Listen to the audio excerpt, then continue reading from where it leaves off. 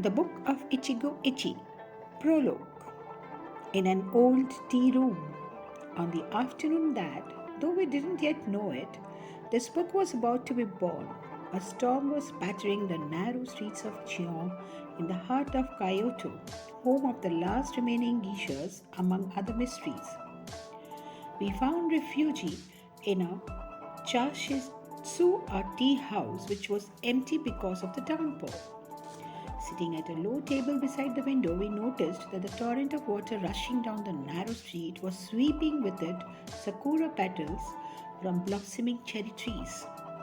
Spring had sprung and summer was on its way, and soon nothing would be left of those white petals that inspired such passion in the Japanese. An elderly woman in a kimono asked us what we would like, and we chose the most special variety of tea on the menu, a Gayokuro from Ureshino, a place in the south of Japan where the best tea in the world is said to be grown. As we waited for the steaming teapot and the cups to arrive, we shared our impressions of Japan's former capital. We were amazed that there were 2,000 temples in the hills surrounding the city, whose population is smaller than that of Philadelphia. Then we listened in silence to the rain pounding the cobblestones.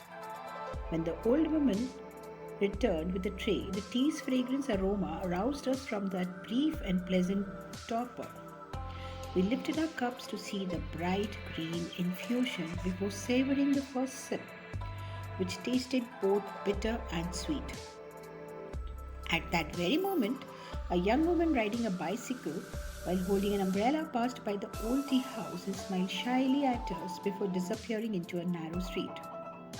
It was then that we each looked up and discovered the wooden plaque on a dark brown pillar. It bore this inscription: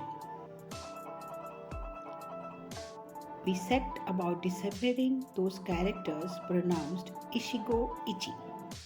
While the damp wind swayed a small bell hanging from the eaves of the tea house, making it ring, the meaning of Ichigo Ichi is something like this: what we are experiencing right now will never happen again. What we are experiencing right now will never happen again. And therefore, we must value each moment like a beautiful treasure. This message perfectly describes what we experienced that rainy afternoon in Kyoto's old town.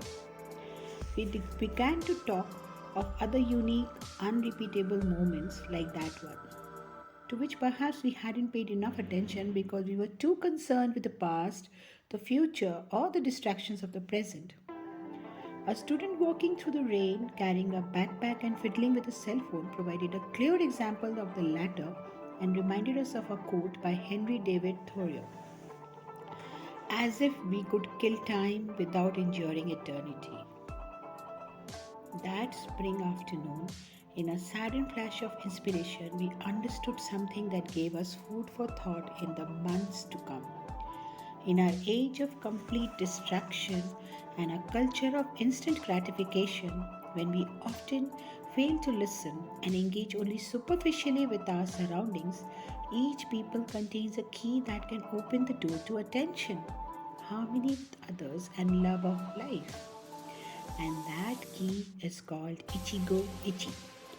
In the pages that follow, we will share a unique and transformative experience, discovering how to make each and every instant the best moment of our lives. Hector Garcia and Francesc Miralles.